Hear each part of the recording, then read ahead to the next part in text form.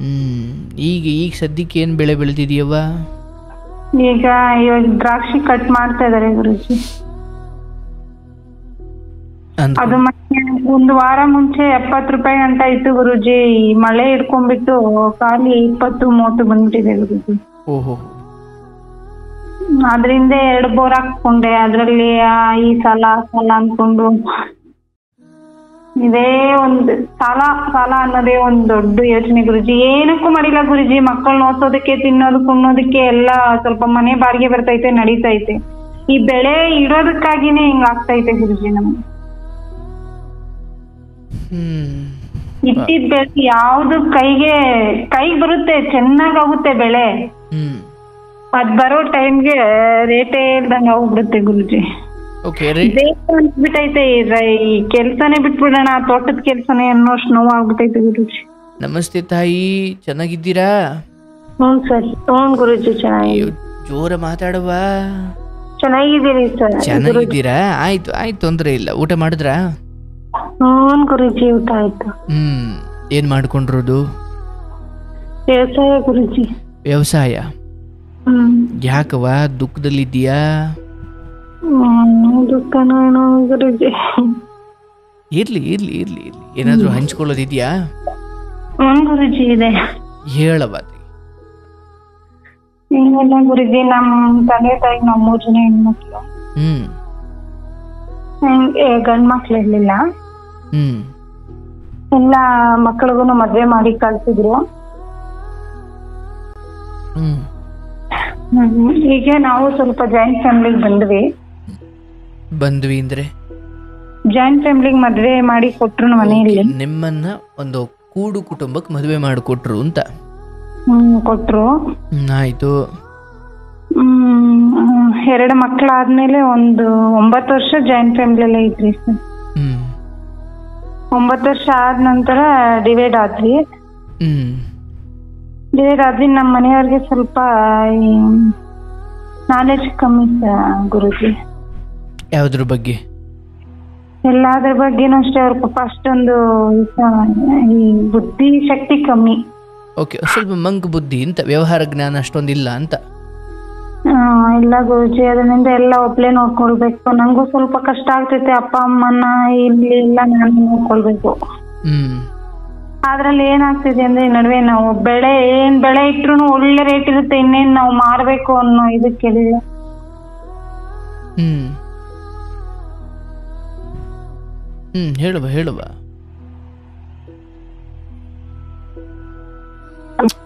Hello.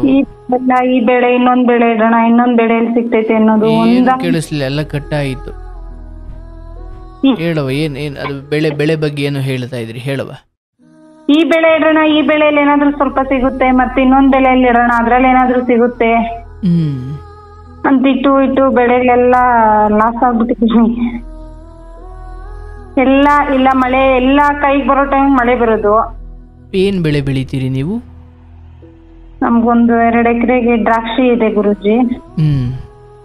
ಸ್ವಲ್ಪ ಇನ್ನೊಂದು ಎಕರೆಗೆ ಮಾಮೂಲಿ ಹೂವ, ತರಕಾರಿ ಆತರ ಇಟ್ಕೊಳ್ತೀನಿ. ಸ್ವಲ್ಪ ಜಾಗ ಹಸುಗೆ ಸ್ವಲ್ಪ ಮೇವು ಮಾಡ್ಕೊಂಡಿದ್ದೀನಿ ಗುರುಜಿ. ಎಷ್ಟು ಹಸು ಕಟ್ಟಿದ್ದೀರಿ? 2 ಎಮ್ಮೆ 2 ಹಸು ಇದೆ ಗುರುಜಿ. ಎಷ್ಟು ಜನ ನೀವು? ಅಂದ್ರೆ ಈಗ ಬೇರೆ ಆಗಿದ್ದೀರಾ, ಇನ್ನು ಕೂಡು ಕುಟುಂಬದಲ್ಲಿ ಇದ್ದೀರಾ? ಇಲ್ಲ ಗುರುಜಿ, ಬೇರೆ ಆಗಿದ್ದೀರಿ. ಈಗ ನೀವು ಎಷ್ಟು ಜನ ಮಕ್ಕಳು? ನನ್ಗೆ ಇಬ್ರು ಇದಾರೆ ಗುರುಜಿ. ಗಂಡು ಹೆಣ್ಣ? ಗುರುಜಿ. ಮತ್ತೆ ಈ ದ್ರಾಕ್ಷಿ ಅಥವಾ ಇಷ್ಟೊಂದು ಬೆಳೆ ಮಾಡ್ತಿದ್ದೀರಿ, ಎಲ್ಲ ಮನೆಯವರೆಲ್ಲ ಸೇರಿ ನೋಡ್ಕೊಳ್ತೀರಾ ಅಥವಾ ನೀವೇ ಎಲ್ಲ ಓಡಾಡ್ಬೇಕಾ? ಮನೆಯವ್ರು ಬೇರೆ ಕೆಲ್ಸಕ್ಕೆ ಹೋಗ್ತಾರೆ ಗುರುಜಿ. ಓ, ಅವರು ಬೇರೆ ಕಡೆ ಕೆಲ್ಸಕ್ಕೆ ಹೋಗ್ತಾರಾ? ಗುರುಜಿ. ಈಗ ಸದ್ಯಕ್ಕೆ ಏನ್ ಬೆಳೆ ಬೆಳೆದಿದೆಯವ್ವ? ಇವಾಗ ದ್ರಾಕ್ಷಿ ಕಟ್ ಮಾಡ್ತಾ ಇದಾರೆ ಗುರುಜಿ. ಅದು ಮತ್ತೆ ಒಂದು ವಾರ ಮುಂಚೆ 70 ರೂಪಾಯಿ ಅಂತ ಇತ್ತು ಗುರುಜಿ. ಮಳೆ ಹಿಡ್ಕೊಂಡ್ಬಿಟ್ಟು ಖಾಲಿ 20-30 ಬಂದ್ಬಿಟ್ಟಿದೆ ಗುರುಜಿ. ಓಹೋ. ಅದ್ರಿಂದ 2 ಬೋರ್ ಹಾಕ್ಕೊಂಡೆ. ಅದ್ರಲ್ಲಿ ಈ ಸಾಲ ಅನ್ಕೊಂಡು ಇದೇ ಒಂದು ಸಾಲ ಸಾಲ ಅನ್ನೋದೇ ಒಂದ್ ದೊಡ್ಡ ಯೋಚನೆ ಗುರುಜಿ. ಏನಕ್ಕೂ ಮಾಡಿಲ್ಲ ಗುರುಜಿ, ಮಕ್ಕಳನ್ನ ಓದ್ಸೋದಕ್ಕೆ, ತಿನ್ನೋದಕ್ಕೆ, ಉಣ್ಣೋದಕ್ಕೆ ಎಲ್ಲ ಸ್ವಲ್ಪ ಮನೆ ಬಾಡಿಗೆ ಬರ್ತೈತೆ, ನಡೀತೈತೆ. ಈ ಬೆಳೆ ಇಡೋದಕ್ಕಾಗಿನೇ ಹಿಂಗ ಆಗ್ತೈತೆ ಗುರುಜಿ ನಮ್ಗೆ. ಇಟ್ಟಿದ್ ಬೆಳೆ ಯಾವ್ದು ಕೈಗೆ ಬರುತ್ತೆ, ಚೆನ್ನಾಗಾಗುತ್ತೆ ಬೆಳೆ, ಅದ್ ಬರೋ ಟೈಮ್ಗೆ ರೇಟೇ ಇಲ್ದಂಗ ಹೋಗ್ಬಿಡುತ್ತೆ ಗುರುಜಿ. ಅನ್ಸ್ಬಿಟ್ಟೈತೆ ಈ ಕೆಲ್ಸನೇ ಬಿಟ್ಬಿಡೋಣ, ತೋಟದ ಕೆಲ್ಸನೇ ಅನ್ನೋಷ್ಟು ನೋವಾಗ್ಬಿಟ್ಟೈತೆ ಗುರುಜಿ. ಬಟ್ ಇಲ್ಲಿವರೆಗೂ ನೀವು ಎಷ್ಟು ಬೆಳೆ ತೆಗ್ದಿದ್ದೀರಾ ಅಥವಾ ಎಷ್ಟು ಬಾರಿ ಹಾಕಿದ್ದೀರಾ ಗುರುಜಿ? ಅದ್ ನಾನ್ ಮದ್ವೆ ಆಗ್ ಮೊದಲಿನಿಂದ ಇತ್ತು ಗುರುಜಿ, ಒಂದ್ 20 ವರ್ಷದ ಗಿಡ ಗುರುಜಿ ಅದು. ಬಟ್ ಅವಾಗೆಲ್ಲ ಸ್ವಲ್ಪ ಚೆನ್ನಾಗಿ ಆಗಿದೆ ಸ್ವಲ್ಪ, ಹೌದಲ್ಲ? ಈಗೂ ಚೆನ್ನಾಗಿ ಆಗುತ್ತೆ ಗುರುಜಿ ಬೆಳೆ ಬರೋದ್ರ ಬಗ್ಗೆನೂ ಹೌದು, ಮತ್ತೆ ಆಯಾ ಕಾಲಕ್ಕೆ ಏನು ಸಿಗಬೇಕು ಅಷ್ಟು ಎಷ್ಟು ಸಿಕ್ಕಿದೆ ಅವತ್ತಿನ ನಿಮ್ಮ ಹಿರಿಯರಿಗೆ ಅಥವಾ ನಿಮಗೂ ಕೂಡ ಸ್ವಲ್ಪ ಅದರಿಂದ ಬೆಳೆ ಬರೋ ಸಮಯದಲ್ಲಿ ಅಥವಾ ಅದು ಕೈಗೆ ಬರೋ ಸಮಯದಲ್ಲಿ ಒಂಚೂರು ಬೆಲೆ ಸಿಕ್ಕಿ ಒಳ್ಳೇದಾಗಿರೋ ಕಾಲವು ನೋಡಿದ್ದೀರಾ, ಹೌದಲ್ವಾ? ನೋಡಿದಿರಿ ಗುರುಜಿ. ನಾವು ಡಿವೈಡ್ ಆದಾಗಿಂದಾನೇ ನಮ್ಗೆ ಹೆಂಗ್ ಆಗ್ತೈತೆ ಗುರುಜಿ. ಅಲ್ಲ, ಈಗ ಡಿವೈಡ್ ಆದಾಗ್ಲಿಂದ ಅಂತ ಅಂದ್ಕೊಳ್ಳೋದು ಬೇಡವಾ, ಆದರೆ ಈ ಪಾಪ ಈ ರೈತರ ಬದುಕೆ ಆಗವ. ಈಗ ನೋಡುವ, ಬೇರೆ ಯಾವುದೇ ಕೆಲಸ ತಗೊಂಡ್ರು ತಿಂಗಳೆಲ್ಲ ಕೆಲಸ ಮಾಡ್ತಾರೆ, ತಿಂಗಳು ಕೊನೆಯಲ್ಲಿ ಸಂಬಳ ಇಸ್ಕೊಳ್ತಾರೆ. ಆದರೆ ಲೋಕಕ್ಕೆ ಅನ್ನ ಹಾಕೋ ರೈತನ ಬದುಕು ಮಾತ್ರ ಮಳೆ ರಾಯನ್ ನಂಬಿಕೊಂಡು, ಅಂದರೆ ಈ ಮಳೆ ಜಾಸ್ತಿ ಬಂದರೂ ಕಷ್ಟವೇ, ಕಡಿಮೆ ಬಂದರೂ ಕಷ್ಟವೇ. ಅದರಲ್ಲೂ ಇನ್ನೇನು ಎಲ್ಲ ಬೆಳೆಯ ಹಣ ಕೈಗೆ ಬರೋ ವೇಳೆಗೆ ಏನು ಸರಿಯಾಗಿ ಮಳೆ ಬಂತು ಅಂದರೆ ವರ್ಷಾನುಗಟ್ಲೆ ಶ್ರಮ ಒಂದು ದಿವಸಕ್ಕೆ ಹಾಳಾಗ್ಬಿಡುತ್ತೆ, ಅಥವಾ ಬೆಲೆ ಕಡಿಮೆ ಆಗುತ್ತೆ. ಅವನು ಹಾಕಿರೋ ಬೆಳೆ ಅಥವಾ ಖರ್ಚು ಮಾಡಿರೋದಕ್ಕೆ ಗೊಬ್ಬರಕ್ಕೆ, ಅದಕ್ಕೆ ಇದಕ್ಕೆ ಆಳು ಕೂಲಿ ಅದು ಇದು ಏನೇನಿದೆ ಅದು ಹುಟ್ಟಲ್ಲ ಕೆಲವೊಮ್ಮೆ. ರೈತರ ಬದುಕೆ ಅಷ್ಟು ರಿಸ್ಕ್. ನನ್ನ ಪ್ರಕಾರ ಆತನಷ್ಟು ರಿಸ್ಕಿ ಜಾಬ್ ಬೇರೆ ಯಾವುದೂ ಇಲ್ಲ. ಏನೇ ವೈಜ್ಞಾನಿಕವಾಗಿ ತಿಳಿದು ಮಾಡ್ತೀನಿ ಅಂದರೂ ಕೂಡ ಕೆಲವೊಮ್ಮೆ, ಯಾಕಂದರೆ ಬೆಳೆ ಬೆಳೆಯೋದು ನಿಮ್ಮ ಕೈಲಿದೆ, ಆದರೆ ಆ ಪ್ರಕೃತಿ ವಿಕೋಪ, ಮಳೆ ಬರೋದು ಅಥವಾ ಇನ್ನೇನೋ ವಿಚಿತ್ರವಾಗಿ ನಿಮ್ಮ ಅಥವಾ ನೀವಿರೋ ಸುತ್ತಮುತ್ತ ನಡೆಯೋ ಪ್ರಕೃತಿ ವಿಕೋಪಗಳು ಅದು ನಮ್ಮ ಕೈಲಿ ಇಲ್ಲ ಅಲ್ವಾ? ಹಾಗಾಗಿ ನೋಡಿ, ನಿಮ್ದಾದರೂ ನೀವು ಹೇಳಿದ್ರಿ ಎಲ್ಲ ಒಂಚೂರು ಬಾಡಿಗೆ ಬರುತ್ತೆ, ಮಕ್ಕಳು ಓದಿಸೋಕೆ, ಉಣ್ಣೋಕೆ, ತಿನ್ನೋಕೇನೋ ಅಲ್ಲಿ ನಡೆಯುತ್ತೆ, ಆದರೆ ಈ ವಿಚಾರದಲ್ಲಿ ಯಾಕೋ ನಾವು ಗೆಲ್ಲೋಕೆ ಆಗ್ತಿಲ್ಲ ಅಂತ. ಬಟ್ ನಿಮಗೆ ಎಷ್ಟು ಬಾಡಿಗೆ ಬರುತ್ತೆ, ಹೆಂಗೋ ಅಲ್ಲಿ ನಡೆಯುತ್ತೆ ಅಂದರೆ ಕೆಲವೊಬ್ಬರು ರೈತರಿಗೆ ಆ ಸೈಡ್ ಇನ್ಕಮು ಇರಲ್ಲ, ಇದನ್ನೇ ನಂಬ್ಕೊಂಡಿರ್ತಾರೆ. ಅಯ್ಯೋ, ರೈತರ ಜೀವನನೇ ಬೇಡ ಅನ್ಸ್ಬಿಟ್ಟೈತೆ ಗುರುಜಿ. ಎಲ್ಲ ನಮ್ ಸುತ್ತಮುತ್ತ ಎಲ್ಲ ನಮ್ ಏರಿಯಾದಲ್ಲಿ ಬೈತಾರೆ ಗುರುಜಿ. ಏನಕ್ ಮಾಡ್ತೀಯ, ನೆಮ್ಮದಿಯಾಗಿರು. ನಮ್ಗೆ ಹೆಂಗ್ ಗುರುಜಿ ನೆಮ್ಮದಿಯಾಗಿರಕ್ಕಾಗುತ್ತೆ? ಚಿಕ್ಕ ವಯಸ್ಸಲ್ಲಿಂದ ರೈತರ ಕೆಲಸ ಮಾಡ್ಕೊಂಡ್ ಬಂದ್ಬಿಟ್ಟಿದ್ದೀರಿ. ಸುಮ್ನೆ ಮನೇಲಿ ಕೂತಿದ್ದು ಏನ್ ಮಾಡ್ಬೇಕು ಗುರುಜಿ? ಇರೋದನ್ನ ಕರ್ಗಿಸ್ಕೊಂಡ್ ಕುತ್ಕೊಂಡ್ರೆ ಆಗುತ್ತಾ ಅಂತ ಹೋಗುವೆ. ಒಂದು 7 ವರ್ಷದಿಂದ ಮಾಡ್ತಾ ಇದೀನಿ ಗುರುಜಿ, ಯಾವಾಗೂ ನನಗ್ ಚೆನ್ನಾಗಿ ಆಗ್ಬಂತು. ಈ 3 ವರ್ಷದಿಂದ ಏನಿಟ್ರು ಕೈಗೆ ಸಿಗ್ತಾ ಇಲ್ಲ ಗುರುಜಿ. ಈಗ ಇದನ್ನ ಎಷ್ಟು 1 ಎಕರೆ ಬೆಳೆದಿದ್ದೀರಾ ಗುರುಜಿ? ಅದು 2 ಎಕರೆ ಮೇಲೆ ಇದೆ ಗುರುಜಿ. ಎಷ್ಟು ಖರ್ಚು ಮಾಡಿದ್ದೀರಿ ಇದಕ್ಕೆ? 1.5 ಲಕ್ಷ ಖರ್ಚು ಮಾಡಿದ್ದೀರಿ ಗುರುಜಿ. 1.5 ಲಕ್ಷ.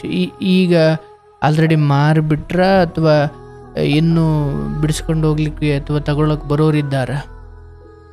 ಗುರುಜಿ ಕೊಟ್ಟು 1 ವಾರ ಆಗೈತೆ. ಅದ್ರಲ್ಲಿ ಡೈಲಿ ಸ್ವಲ್ಪ ಕಟ್ ಮಾಡ್ಕೊಂಡು ಹೋಗ್ತಾರೆ ಗುರುಜಿ ಅವರು.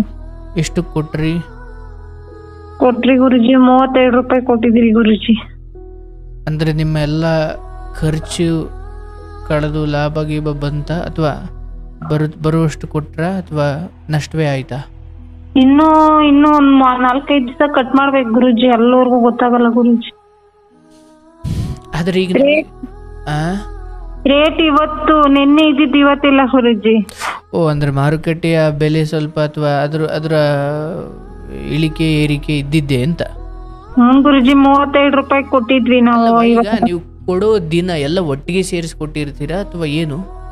ಅವ್ರ ಒಟ್ಟಿಗೆ ತಗೊಳಲ್ಲ ಗುರುಜಿ. ಏನೇ ಹಾಳಾದ್ರೂ ರೈತರೇ ಹಾಳಾಗ್ಬೇಕು ಗುರುಜಿ. ಅವ್ರ ಏನ್ ಹೇಳ್ತಾರೆ ಗೊತ್ತಾ? ರೈಸ್ ಆದ್ರೆ ರೈಸು, ಕಮ್ಮಿ ಆದ್ರೆ ಕಮ್ಮಿ ಅಂತ ವ್ಯಾಪಾರ ಮಾಡ್ಬಿಟ್ಟು ತಗೊಳ್ತಾರೆ ಗುರುಜಿ. ಓಕೆ, ಅವತ್ತಿನ ಮಾರ್ಕೆಟ್ ರೇಟ್ ಪ್ರೈಸ್ ಏನಿರುತ್ತೆ ಅಂದ್ರೆ ಒಟ್ಟಿಗೆ ತಗೊಂಡ್ರೆ ನೀವು ಕೊಡೋ ದಿನ ಚೆನ್ನಾಗಿರುತ್ತೆ ಅಂದ್ಕೊಳ್ಳಿ, ನಿಮಗೆ ಲಾಭ ಅಥವಾ ನಿಮಗೇನೋ ಒಳ್ಳೇದಾಗುತ್ತೆ ಅಂದ್ಕೊಳ್ಳಿ. ಆದ್ರೆ ಮಾರನೇ ದಿನ ಬಿದ್ದೋಯ್ತು ಅಂದ್ರೆ ಅವನಿಗೆ ನಷ್ಟ ಆಗುತ್ತೆ ಅಂತ ಅವನು. ಹ್ಞೂ ಗುರುಜಿ, ಹಂಗೆ ಯಾರು ತಗೊಳಲ್ಲ ಗುರುಜಿ ಈ ತರ ದೊಡ್ಡ ದೊಡ್ಡ ಬೆಳೆನ. ಓಕೆ, ದಿನ ದಿನ ದಿನ ದಿನ ಆಯಾ ದಿನ ಬೆಳಿಗ್ಗೆ ಬಂದಾಗ ಇಷ್ಟು ರೇಟ್ ಇದೆ ಅಂತ ಹೇಳ್ಬಿಟ್ಟು ಕಿತ್ಕೊಂಡು ಹೋಗ್ತಾರೆ. ತಗೊಂಡೋಗ್ತಾರೆ. ಅದ್ರಲ್ಲಿ ಫಸ್ಟೇ ನಾವ್ ಈ ರೇಟ್ ಅಂತ ಮಾತಾಡ್ಬಿಟ್ಟಿದ್ರಿ ಅನ್ಕೊಳ್ಳಿ ಗುರುಜಿ, ರೈಸ್ ಆದ್ರೆ ಹಾಕೊಡಲ್ಲ, ಕಮ್ಮಿ ಆದ್ರೆ ನಮಗ್ ಕಮ್ಮಿ ಹಾಕೊಡ್ತಾರೆ. ಓಹೋ, ರೈಸ್ ಆದ್ರೆ ಹಾಕೊಡಲ್ಲ. ಅವತ್ತು ನಾವು ಬಂದು ವ್ಯಾಪಾರ ಮಾಡ್ಕೊಂಡ್ಬಿಟ್ಟಿದ್ದೀರಿ ಅಂತಾರೆ, ಅದೇ ಕಮ್ಮಿ ಆಗ್ಬಿಟ್ರೆ ಹಾಕೊಡಲ್ಲ. ಅವಾಗ ನೀವ್ ಹೇಳಿ, ಅವಾಗ ವ್ಯಾಪಾರ ಮಾಡ್ಕೊಂಡಿದ್ದೀರಲ್ಲ ಅವತ್ತು ಅಂತ. ನಮ್ಗೆ ಹೇಗೋ ತೋಟ ಖಾಲಿ ಆಗೋದೊಂದ್ ಐತೆ, ಇವಾಗ ರೈಸ್ ಆಗೈತೆ ಅಂದ್ರೆ ಅರ್ಧ ತೋಟ ಅವ್ರು ಕಟ್ ಮಾಡಿದಾರೆ ಅಂದ್ರೆ ಮತ್ತೆ ಬೇರೆಯವ್ರು ಬಂದು ಆ ತೋಟನ ತಗೊಳಲ್ಲ ಗುರುಜಿ. ಓ ಹಂಗೆ. ಯಾಕಂದ್ರೆ ಒಬ್ಬರ ಎಂಜಿಲ್ ಮಾಡಿ ಬಿಟ್ಟಿರೋದ್ರ ನಾವ್ ತಿನ್ನಕ್ ಆಗುತ್ತಾ ಅಂತಾರೆ ಗುರುಜಿ, ಮತ್ತೆ ಇನ್ನೊಬ್ರು ವ್ಯಾಪಾರ ಮಾಡಕ್ ತಗೊಳ್ರಿ. ಹೌದೌದು, ಈಗ ಯಾರೋ ಒಬ್ಬ ವ್ಯಾಪಾರ ಕೈ ಇಟ್ಟಿದ್ದಾನೆ ಮತ್ತೆ ಅವನು ಅಲ್ಲಿ ಹೋಗಿ ಕೆಲವೊಮ್ಮೆ ಅಪಪ್ರಚಾರನು ಮಾಡ್ಬಿಡ್ತಾನೆ. ಅವನಿಗೆ ಅದು ಕೂಡ್ ಬರ್ಲಿಲ್ಲ ಅಥವಾ ಅವನಂತೆ ನೀವು ಕುಣಿಲಿಲ್ಲ ಅಂದ್ರೆ ಇಲ್ಲ ಸಲದ್ನೆಲ್ಲ ಹೇಳ್ಬಿಟ್ಟು ಯಾರು ತಾಣದಾಗ ಬರ್ದಂಗ್ ಮಾಡ್ಬಿಡ್ತಾನೆ ಬೇಕಾರೆ. ಮಾಡ್ಬಿಡ್ತಾರೆ ಗುರುಜಿ. ಅಲ್ಗೂ ನಾನು ಒಬ್ಬರಿಗೆ ಕೊಡಲ್ಲ ಗುರುಜಿ, ಹೊಸ ಒಬ್ಬರು ಹುಡುಕಿ ವರ್ಷ 6 ತಿಂಗಳಿಗೊಮ್ಮೆ ಚೇಂಜ್ ಮಾಡ್ತಾನೆ ಇರ್ತೀನಿ ಗುರುಜಿ.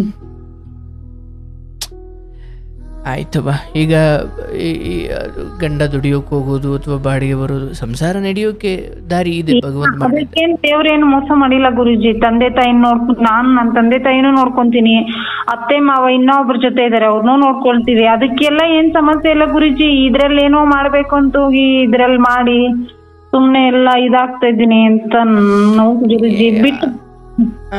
ಹೇಳುವ ಬಿಟ್ಟು ಬಿಡಕ್ಕೆ ಮನ್ಸೊಪ್ಪಲ್ಲ ಗುರುಜಿ.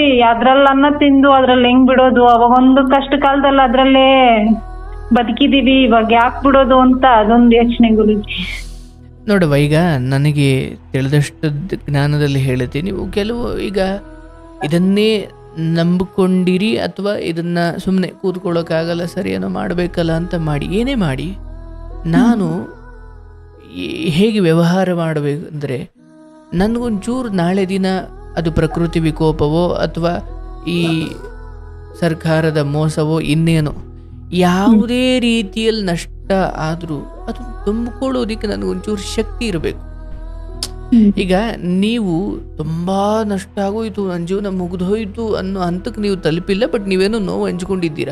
ಆದರೆ ಅದನ್ನೇ ನಂಬ್ಕೊಂಡು ನನ್ನ ಜೀವನ ಇನ್ನು ಬೀದಿಗೆ ಬಂತು, ನಾನು ಇದಕ್ಕೋಸ್ಕರ 10 ಲಕ್ಷ 15 ಲಕ್ಷ ಸಾಲ ಮಾಡ್ಕೊಂಡಿದ್ದೀನಿ, ಆದರೆ ಈಗ ಮಳೆ ಬಂದು ಎಲ್ಲ ಹಾಳಾಗೋಯ್ತು ಅನ್ನುವ ಆತನ ದುಃಖ ನಿಮ್ಮ ದುಃಖಕ್ಕಿಂತ ಬಹಳ ದೊಡ್ಡದು. ಯಾಕಂದ್ರೆ ಅವ್ರಿಗೆ ಸೈಡ್ ಇನ್ಕಮು ಇರುವುದಿಲ್ಲ. ಅಂದರೆ ನಾನು ಹೇಳೋದವ, ಒಂದು ಬೆಳೆ ಬೆಳೆದಾಗ, ಈಗ ರಾಗಿ ಜೋಳ ಏನು ನಮ್ಮ ಮನೆಗೆ ನಾವು ಬೆಳ್ಕೊಳ್ತೀವಿ ಅನ್ನೋದು ಬೇರೆ. ಈಗ ತೆಂಗಿನಕಾಯಿ ಬೀಳ್ತವೆ, ಕೊಬ್ಬರಿ ಮಾಡ್ತಾರೆ, ಮಂಡಿಗೆ ಹಾಕ್ತಾರೆ, ಎಷ್ಟು ದುಡ್ಡು ಮಾಡ್ಕೊಳ್ತಾರೆ, ಅವ್ರದ್ದೇನೋ ಅವ್ರ ಜೀವನ ನಡೆಯುತ್ತೆ. ಬಟ್ ನಾನು ಹೇಳೋದು, ನಿಮಗೆ ಈ ಥರದ ದೊಡ್ಡ ಬೆಳೆಗಳು ಬೆಳೆದಾಗ ಅಥವಾ ಈ ಥರದ್ದು ದೊಡ್ಡ ಮೊತ್ತದಲ್ಲಿ ತುಂಬ ಖರ್ಚು ಮಾಡಿ ಬೆಳೆದಾಗ, ಅದರಲ್ಲೂ ಸುಮ್ಮನೆ ಏನೋ ಕೂತ್ಕೊಳಕ್ಕಾಗಲ್ಲ, ನಮಗೆ ಅನ್ನ ಹಾಕಿದ್ದು ವ್ಯವಹಾರ ಇದು ಅಥವಾ ಕೃಷಿ ನಾವು ಬಿಡಬಾರ್ದು ಅಂತ ಮಾಡಿದಾಗ ಸ್ವಲ್ಪ ಮಾಡಬೇಕು. ನೀವು ಇಷ್ಟು ದೊಡ್ಡದು ಮಾಡಿದ್ರಿ, ಈಗ ಒಂದೇ ಸತಿ ಆಯಿತು ಇಷ್ಟ ಬಂದಿದೆ ಸರಿ, ಬಟ್ ಒಂದೇ ಸಲ ಎಲ್ಲ ಹೋಯ್ತು ಅಂದರೆ ಏನು ಕತೆ ಮತ್ತೆ ನಿಮ್ಮದು? ಅಥವಾ ಒಬ್ಬ ರೈತ ಅದನ್ನೇ ನಂಬ್ಕೊಂಡು ಮಾಡಿದ್ದಾರಲ್ಲವ, ಅವ್ರ ಕತೆ ಏನು ಮತ್ತೆ?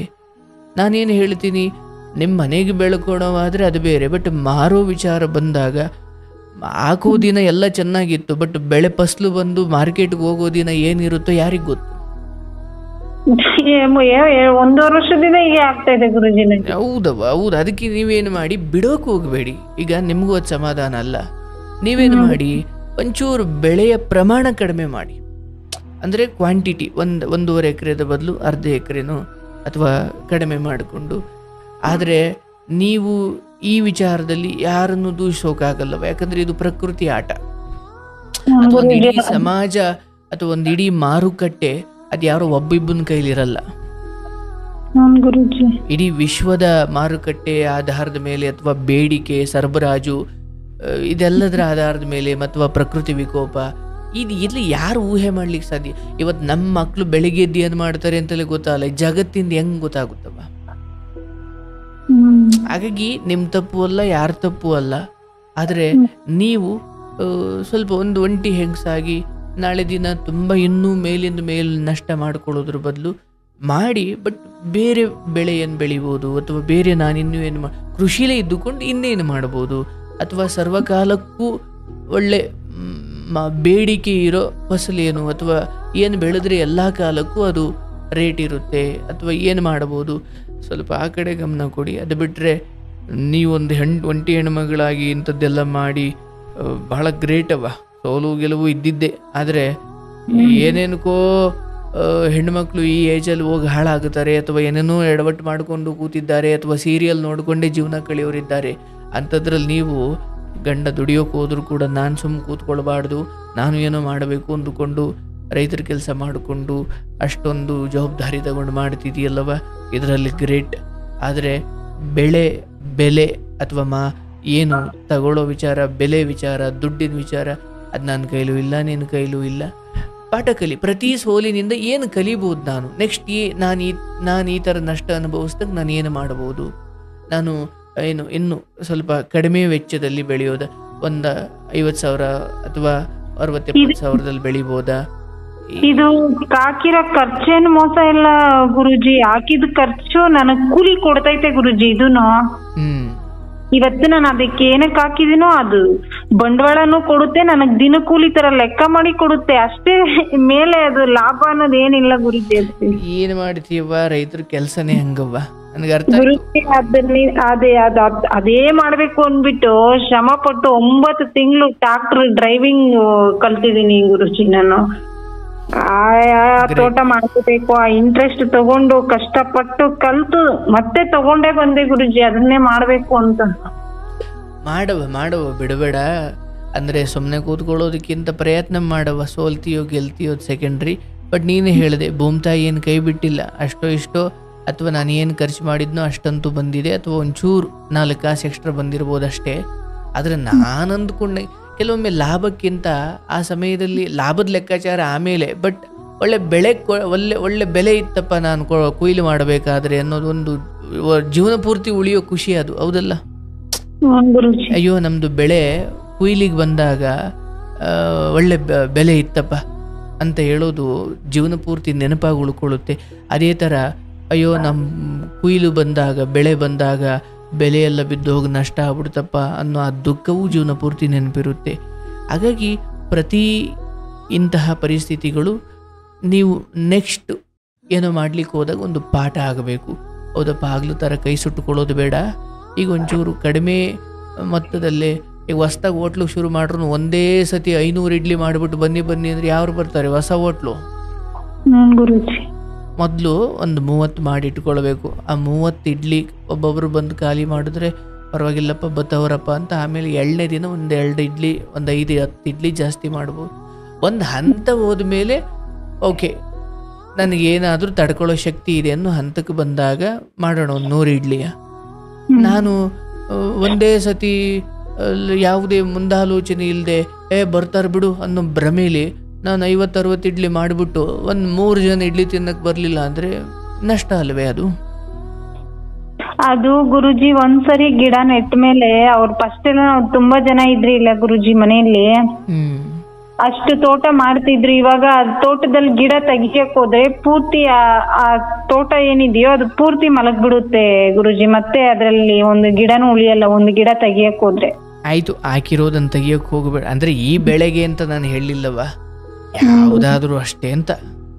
ಈಗ ಯಾರೋ ಹಿಂದೆ ಹಾಕಿರೋದನ್ನ ನೀನು ಬಸ್ಲು ಬಿಡಿಸ್ಕೊಳ್ತಿದೀಯ, ಅದ್ರ ಹಾರೈಕೆ ಮಾಡ್ತಿದೀಯ, ಹೌದರವ?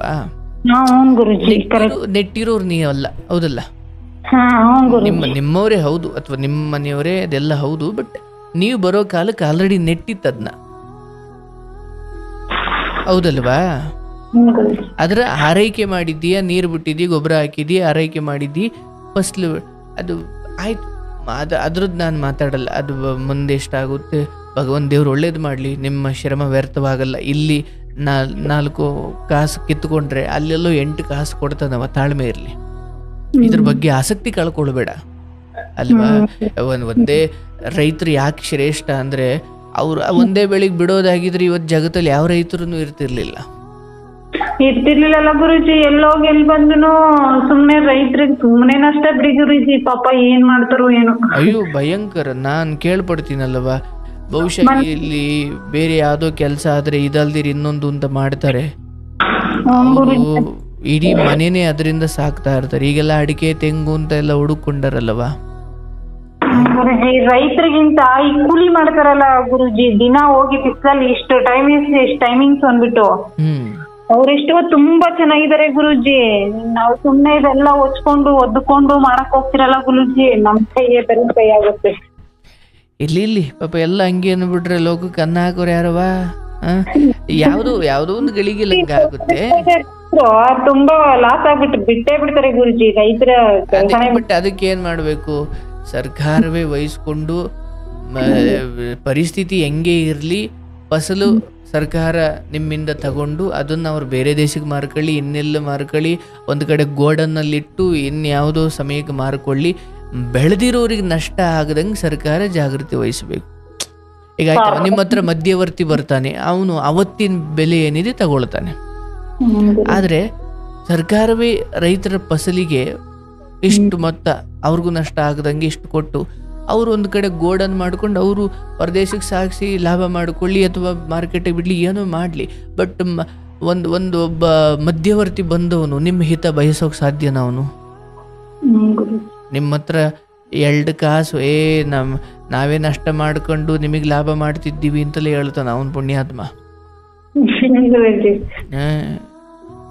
ಹಾಗಾಗಿ ಇದೆಲ್ಲ ಇದ್ದಿದ್ದೇ, ಏನು ಮಾಡ್ಲಿಕ್ಕಾಗಲ್ಲ. ಇದು ತಿಳಿದವರು ಇದ್ರ ಬಗ್ಗೆ ಒಂದು ಕಾನೂನು ಕಟ್ಟಳೆ ಮಾಡಬೇಕು ರೈತರನ್ನ. ಯಾಕಂದ್ರೆ ಅವ್ರನ್ನ ಎಲ್ಲಿ ನಿರ್ಲಕ್ಷ್ಯ ಮಾಡಲಾಗುತ್ತೋ ಅಲ್ಲಿ ತಿನ್ನೋಕೆ ಅನ್ನ ಇಲ್ದಿರೋ ಸ್ಥಿತಿಗೆ ಬರುತ್ತಷ್ಟೇ. ಬೇರೆ ಕಡೆಯಿಂದ ನಾವು ತರಿಸ್ಕೊಂಡು ತಿಂತೀವಿ ಅಂತ ಹೇಳ್ಬೋದು, ಬಟ್ ಇಲ್ಲಿನ ರೈತರನ್ನು ಕಾಪಾಡಿಕೊಳ್ಳಲಾಗದ, ರೈತರಿಗೆ ಕಣ್ಣೀರು ಒರೆಸದ, ರೈತರಿಗೆ ಒಂದು ದಾರಿ ಮಾಡಿಕೊಡದ ಸರ್ಕಾರಗಳು ಇದ್ರಷ್ಟು ಸತ್ತರೆಷ್ಟು. ಆದರೆ ರೈತರು ಅರ್ಥ ಮಾಡ್ಕೊಳ್ಬೇಕು. ಯಾಕಂದ್ರೆ ನಷ್ಟ ಮಾಡ್ಕೊಂಡಾಗ ಯಾರೋ ಒಬ್ಬ ಸಚಿವ ಬಂದು ಒಂಚೂರು ಒಂದು 10,000 ಕೊಟ್ಬಿಟ್ಟು ಕಣ್ಣೀರು ಒರೆಸಿ ಹೋಗ್ಬೋದು, ಆದರೆ ಬದುಕಿ ಸಂಸಾರ ನಡೆಸೋಕೆ ಯಾರು ಬರ್ತಾರವ? ಹಾಗಾಗಿ ಅಯ್ಯೋ ತಡೆಯಪ್ಪ, ನಾನು ಆ ಥರ ಬೀಳಬಾರ್ದು.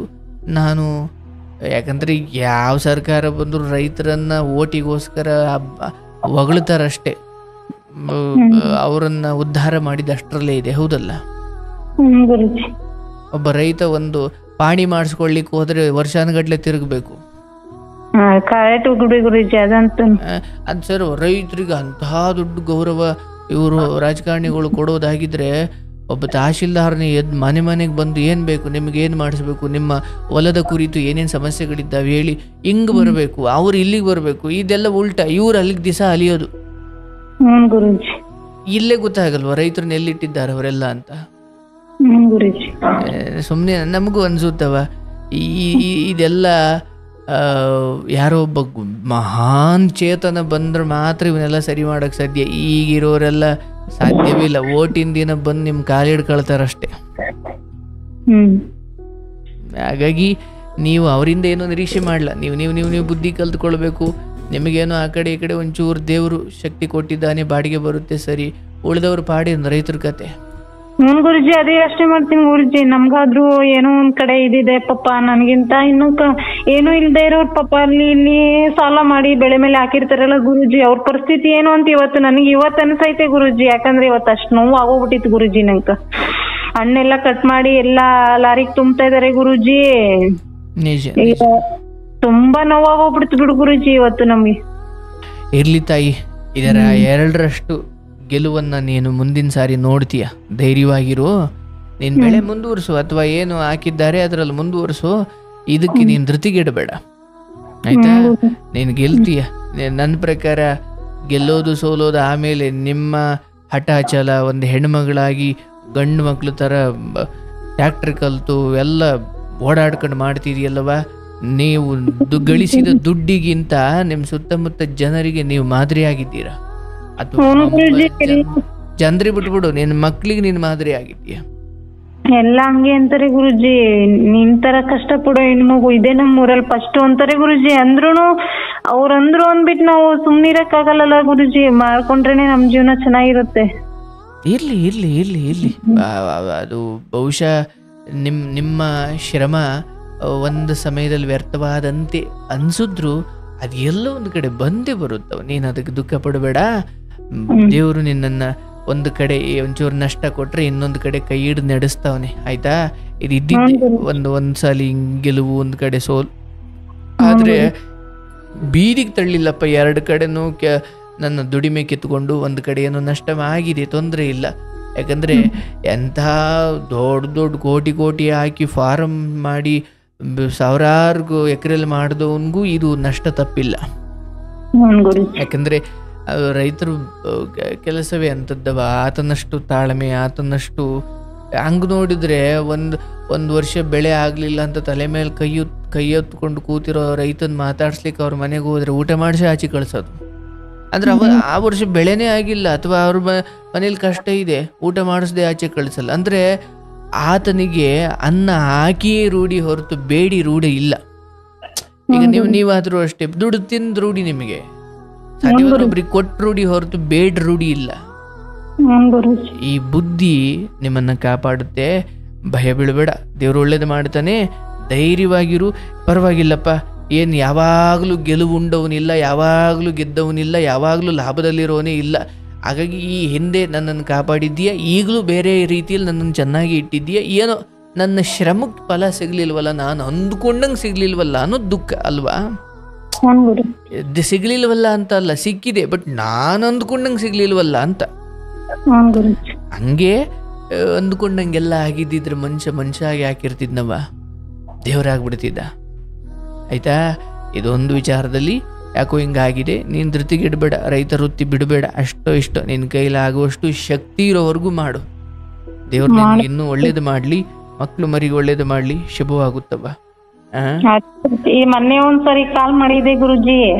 ಓ, ಅರ್ಧದ ಸ್ವಲ್ಪ ಮಾತಾಡದೆ ಫೋನ್ ಕಟ್ ಆಗ್ಬಿಡ್ತು ಗುರುಜಿ. ಓಹೋ, ಹೌದಾ? ವರಮಹಾಲಕ್ಷ್ಮಿ ಇನ್ನೊಂದು ವಾರ ಇದ್ದಂಗೆ ಮಾಡಿದೆ ಗುರುಜಿ, ಮತ್ತ ಅವತ್ತಿಂದ ಟ್ರೈ ಮಾಡ್ತಾನೆ ಇದ್ದೆ ಗುರುಜಿ. ನೋಡಿ, ಈ ದಿನ ಸಿಕ್ಕಿದೆ ನಿಮಗೆ.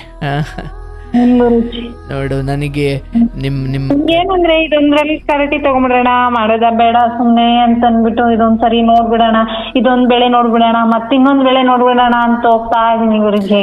ಇಲ್ಲವ, ಮುಂದಿನ ಬಾರಿ ನೀನೇ ಫೋನ್ ಮಾಡಿ ಹೇಳ್ತೀಯ, ದೇವ್ರು ನಿನ್ನನ್ನು ಖಂಡಿತ ಇದನ್ನ ಸೇರಿಸಿ ಅಲ್ಲಿ ನಿನ್ನ ಕೈ ಹಿಡಿತಾನೆ, ನೀನು ಮುಂದುವರಿಸು. ಈಗ ಬಿಟ್ರೆ ಏನಾಗ್ಬಿಡುತ್ತೆ, ಜನ ಆಡ್ಕೊಳ್ಳೋದು ಅದೆಲ್ಲ ಬಿಟ್ಬಿಡವ.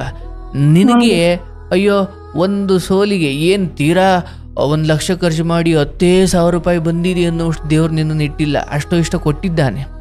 ಅದು ಕಾಸ್ಟ್ ಬರುತ್ತೆ ಗುರುಜಿ, ಅದ್ರ ಮೇಲೆ ನನ್ ಕಷ್ಟ ಸಿಗ್ತಾ ಇಲ್ಲ ಅನ್ನೋದು ಒಂದೇನೋ. ಅದಂಗೆ ನಿಂದೇನು ರಾಜಕಾರಣಿ ವೃತ್ತಿನ? ಎಲೆಕ್ಷನ್ ಟೈಮಲ್ಲಿ 10 ಲಕ್ಷ 20 ಲಕ್ಷ ಖರ್ಚು ಮಾಡಿಬಿಟ್ಟು 2 ಕೋಟಿ ದುಡ್ಡು ತಾಣಕ್ಕೆ ರೈತರ ಕೆಲಸ. 11,000 ರೂಪಾಯಿ ಖರ್ಚು ಮಾಡಿ 12,000 ರೂಪಾಯಿಗೆ ತೃಪ್ತಿ ಪಡೋ ಜೀವ ಅವು. ಅದೇ ರಾಜಕಾರಣಕ್ಕೆ ಹೋಗು, ಎಲೆಕ್ಷನ್ ಟೈಮಲ್ಲಿ ಒಂದು ಹಂಗೋ ಹಿಂಗೋ ಒಂದು 20 ಲಕ್ಷ ಖರ್ಚು ಮಾಡು, ಗೆದ್ದಾದ್ಮೇಲೆ ಒಂದು 10-20 ಕೋಟಿ 5 ಜನ್ಮಕ್ಕೆ ಆಗುವಷ್ಟು ಇದನ್ನ ಮಾಡ್ಕೊ ನೋಡು. ಹಂಗಾಗಿದೆ ಬದುಕು. ಮೇಲ್ನೋಟಕ್ಕಷ್ಟೇ ರೈತ ದೇಶದ ಬೆನ್ನೆಲುಬು, ಅದು ಇದು ಅಂತ ಭಾಷಣ ಹೊಡಿತಾರೆ. ನನಗನ್ಸುತ್ತವ, ಬಹುಶಃ ಭಗವಂತ ಮುಂದೆ ಶಕ್ತಿ ಕೊಟ್ಟರೆ ನಾನು ಈ ರೈತರ ಕುರಿತಾಗಿ, ಈಗ ಯಾರನ್ನೂ ಉದ್ಧಾರ ಮಾಡ್ಲಿಕ್ಕಾಗಲ್ವ, ಆದರೆ ಒಂದು ಸರ್ಕಾರವಾಗಿ ಮಿನಿಮಮ್ ರೈತನ ಕಣ್ಣೀರು ಒರೆಸೋ ಮಿನಿಮಮ್ ಕೆಲಸ ಮಾಡ್ಲಿಕ್ಕೆ ಶಕ್ತಿ ಇರುತ್ತಲ್ವ ಒಂದು ಸರ್ಕಾರಕ್ಕೆ. ಈಗ ಏನೇನು ಇಲ್ಲ ಸಲ್ಲದ ಯೋಜನೆಗಳನ್ನೆಲ್ಲ ಮಾಡ್ಕೊಂಡು ಕೂತ್ಕೊಳ್ಳೋದಕ್ಕಿಂತ ಶಿಕ್ಷಣ, ರೈತರ ಬದುಕು, ಆರೋಗ್ಯ, ಈ 3 ವಿಚಾರ ಚೆನ್ನಾಗಿ ಮಾಡಿದ್ರೆ ಆಗುತ್ತಲ್ಲ. ಅಯ್ಯೋ, ಬೇಜಾನ್ ಕಡೆ ಎಲ್ಲ ರೈತರು ರೈತರು ರೈತರು ಅಂತಾರೆ ಗುರುಜಿ, ಸುಮ್ಮನೆ ಅಷ್ಟೇ ಗುರುಜಿ, ಅವ್ರಿಗೆ ಅಂತ ಏನು ಮಾಡಿದ್ದಿಲ್ಲ ಗುರುಜಿ. ಏನು ಮಾಡಲ್ಲ, ನೇಣ್ಗಿಣ ಹಾಕೊಂಡು ಸತ್ರೆ 1-2 ದಿನ ಒಂಚೂರು ಬಂದು ಉಳಿದಿರೋರ್ದು ಕತೆ ಕೇಳ್ಬಿಟ್ಟು ಹೋಯ್ತಾರ ಅಷ್ಟೇ ಗುರುಜಿ. ಎಷ್ಟೋ ಜನ ಲಾಸ್ ಆಗಿ ಸರಿ ಮಳೆಗಳಿಗೆ ರಾಗಿ ಹೊಲಗಳೆಲ್ಲ ಬಿದ್ದು ಹಾಳಾಗೋಗ್ಬಿಟ್ಟವೆ ಗುರುಜಿ. ಪಾಪ ಇರ್ಲಿ ತಾಯಿ, ಅವರ ಕುರಿತು ನಿಮ್ಮ ಹೃದಯ ಮಿಡಿತಲ್ಲ, ಅದು ನಿಮ್ ದೊಡ್ಡ ಗುಣ. ಒಳ್ಳೇದಾಗ್ಲಿ. ಯಾರ ಕೈ ಬಿಟ್ರು ದೇವರು ಗುರುಜಿ. ಅದಕ್ಕೆ ಅದೇ ಕಷ್ಟದಲ್ಲೇ ನಾವಿದಿರಲ್ಲ, ಅದಕ್ಕೆ ನಮ್ಗೆ ಅರ್ಥ ಆಗುತ್ತೆ.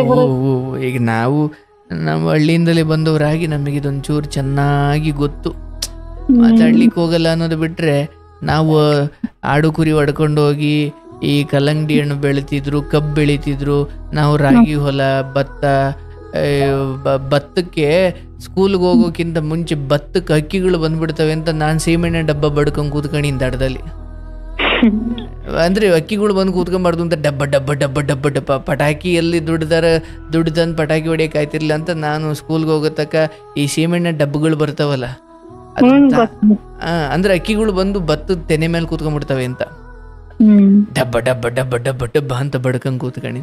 ಅಂದರೆ ನಮ್ಗೇನು ಪುಣ್ಯ ಅವೆಲ್ಲ ನೋಡ್ಕೊಂಡು ಬರೋದಿಕ್ಕೆ ಸಿಕ್ತು. ಅದಕ್ಕೆ ಇವತ್ತು ಯಾರ್ದಾರ ಕಷ್ಟ ಕೇಳ್ಬೇಕಾದ್ರೆ ಅವೆಲ್ಲ ಅನುಭವ ಇದ್ರೇನೆ ಇವನ್ನೆಲ್ಲ ನೋಡ್ಲಿಕ್ಕೆ ಸಾಧ್ಯ. ಇಲ್ಲೇ ಎಲ್ಲೋ ಪ್ರೈವೇಟ್ ಕಾನ್ವೆಂಟಾಗಿ ಓದಿದ್ರೆ ಇವೆಲ್ಲ ಅರ್ಥ ಮಾಡ್ಕೊಳಕ್ ಆಗಲ್ಲವ. ಆಗ್ಲಿ ತಾಯಿ, ನಿನ್ನ ಮಕ್ಕಳು ನಿನ್ನ ಮನೆ ಎಲ್ಲರಿಗೂ ಒಳ್ಳೇದಾಗುತ್ತೆ. ಈ ಕೆಲಸ ಬಿಡಬೇಡ, ಮುಂದುವರ್ಸು, ಅಟಾಚಲ್ದಿಂದ ಮಾಡು. ಒಂದೊಂದು ಸೋಲಿಗೆಲ್ಲ ಬಿಡೋಕೆ ಹೋಗ್ಬೇಡ. ದೇವ್ರು ನಿನ್ನನ್ನು ಚೆನ್ನಾಗಿ ಇಡ್ತಾನೆ. ಶುಭವಾಗ್ಲಿ ತಾಯಿ. ತುಂಬಾ ಧನ್ಯವಾದಗಳು ಗುರುಜಿ. ಒಳ್ಳೇದಾಗ್ಲವ.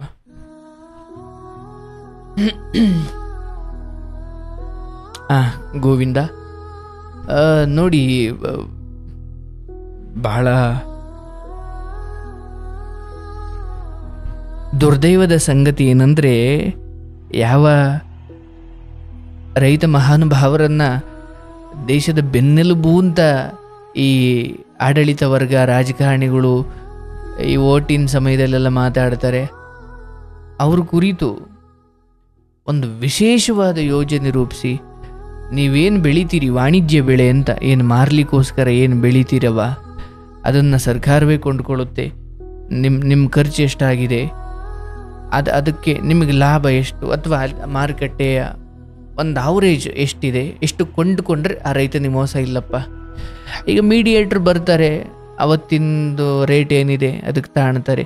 ಈಗ ಮೀಡಿಯೇಟ್ರ್ ತಪ್ಪು ಅಂತ ನಾನು ಹೇಳಲ್ಲ, ಬಟ್ ನಮಗೀಗ ಅಷ್ಟು ಜ್ಞಾನ ಇಲ್ಲ, ನಾನು ಸುಮ್ಮನೆ ಮಾತಾಡ್ಲಿಕ್ಕೆ ಹೋಗಲ್ಲ. ಬಟ್ ಸರ್ಕಾರ ರೈತರ ಆತ್ಮಹತ್ಯೆಯನ್ನು ತಡೆಯುವಷ್ಟು ಏನಾದರೂ ಒಂದು ಯೋಜನೆ ರೂಪಿಸದೆ ಹೋದರೆ, ಈಗ ರೈತ ಏನೋ ಆತ ಇಸ್ಬಿಟ್ಟಾಡಿ ಸಾಲ ಮಾಡಿ ಸತ್ತೋದ್ರ ಅವ್ರು ಯಾರೋ ಅಂದರೆ ಅದು ಬೇರೆ. ಆದರೆ ಬೆಳೆಯ ಕಾರಣಕ್ಕಾಗಿ ಏನೋ ಹಿಂಗೆ ಸಾಯೋದು ಅಂದರೆ ಅದು ನಾಗರಿಕ ಸಮಾಜ ಅಥವಾ ಒಂದು ಸರ್ಕಾರ ಯೋಚಿಸಬೇಕಾದ ಸಂಗತಿ. ಗೊತ್ತಿಲ್ಲ, ನಾವೆಲ್ಲ ಚಿಕ್ಕವರು ಅದ್ರ ಬಗ್ಗೆ ಮಾತಾಡಲಿಕ್ಕೆ. ನನಗಂತೂ ಒಬ್ಬ ರೈತನನ್ನು ನಿರ್ಲಕ್ಷಿಸೋದು ಅಂದರೆ ಒಬ್ಬ ಮಗ ತನ್ನ ತಾಯಿಯನ್ನು ನಿರ್ಲಕ್ಷಿಸಿದಂತೆ. ಅದು ಒಳ್ಳೆಯದಾಗಲ್ಲ. ಏನೇ ಮಿಷಿನಲ್ಲಿ ಟೆಕ್ನಾಲಜಿ ಬಂದಿದೆ, ಈಗ ರೈತರಿಲ್ಲದೆ ಹೋದ್ರು ನಾವು ಬೆಳೆ ಬೆಳಿತೀವಿ, ಹಂಗೆ ಮಾಡ್ತೀವಿ ಹಿಂಗೆ ಮಾಡ್ತೀವಿ, ಅನ್ನ ಈಗ ಮಿಷಿನಲ್ಲೇ ಅನ್ನ ಸೃಷ್ಟಿ ಮಾಡಿಬಿಡ್ತೀವಿ, ಅದು ಮಾಡಿಬಿಡ್ತೀವಿ, ಇದು ಮಾಡ್ಬಿಡ್ತೀವಿ. ಪಾದನ ಅಟ್ಲಲ್ಲಿ ನೆನೆಸ್ಕೊಂಡು ಗದ್ದೆಯಲ್ಲಿ ಓಡಾಡಿಕೊಂಡು ಪೈರು ನೆಟ್ಟು ಬೆಳೆ ಬೆಳೆದು ಕಣಕ್ಕೆ ಹಾಕಿ ಸುಗ್ಗಿ ಮಾಡಿ ಆ ಬೆಳೆಯನ್ನು ಮನೆಗೆ ತಗೊಂಡೋಗಿ ವಾಡೆ ಒಳಗಡೆ ಸುರಿಯೋ ಒಳಗೆ ಒಬ್ಬ ರೈತ ಓಡಾಡ್ತಾನಲ್ಲ, ಅದರಿಂದ ಈ ಭೂಮಿ ತಾಯಿ ಪಾವನಳಾಗ್ತಾಳೆ. ಮಿಷಿನ್ನಿಂದ ನೀವು ಅದೇ ತಂತ್ರಜ್ಞಾನ ಅಂತ ಹೋಗಿ ಅನ್ನದ ಥರ ಇರುವ ಏನೋ ಪ್ಲಾಸ್ಟಿಕ್ ತಿನ್ಬೋದಷ್ಟು, ಒಬ್ಬ ರೈತನ ಸ್ಪರ್ಶವಿಲ್ಲದ, ಒಬ್ಬ ರೈತನ ಅಪ್ಪುಗೆ ಇಲ್ಲದ ಅಥವಾ ಅವನ ಸ್ಪರ್ಶವಿಲ್ಲದ ಯಾವುದೇ ಬೆಳೆ ಆದರೂ ಅಷ್ಟು ಒಳ್ಳೆಯದಾಗಿರಲ್ಲ. ಇರಲಿ, ರೈತರಿಗೆ ಒಳ್ಳೆಯದಾಗಬೇಕು. ನಮಗೆ ಯಾರೋ ಗುರುಗಳೊಬ್ಬರು ಹೇಳ್ತಾ ಇದ್ರು ಒಂದು ಪ್ರವಚನದ ಸಮಯದಲ್ಲಿ, ಗುರುಪೂರ್ಣಿಮೆಯ ದಿನ ಒಬ್ಬ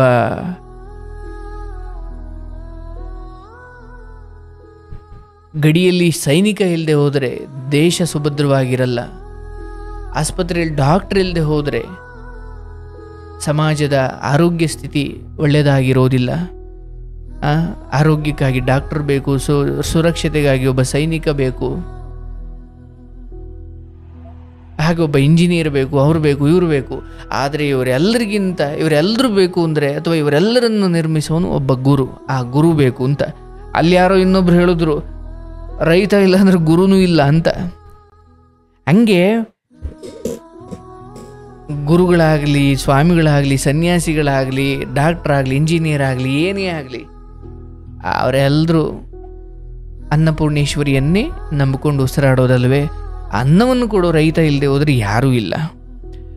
ಇರಲಿ, ಬಾಯಿ ಮಾತಾಗಿ ಮಾತಾಡೋಕೆ ನನಗೂ ಇಷ್ಟ ಇಲ್ಲ. ಕಾರ್ಯರೂಪಕ್ಕೆ ತರಲಿಕ್ಕೆ ಸರ್ಕಾರಗಳು ಮುಂದಾಗಬೇಕು. ರೈತ ದೇವೋಭವ, ಒಳ್ಳೆಯದಾಗಬೇಕು, ಅವರಿಗೆ ಶುಭವಾಗಲಿ.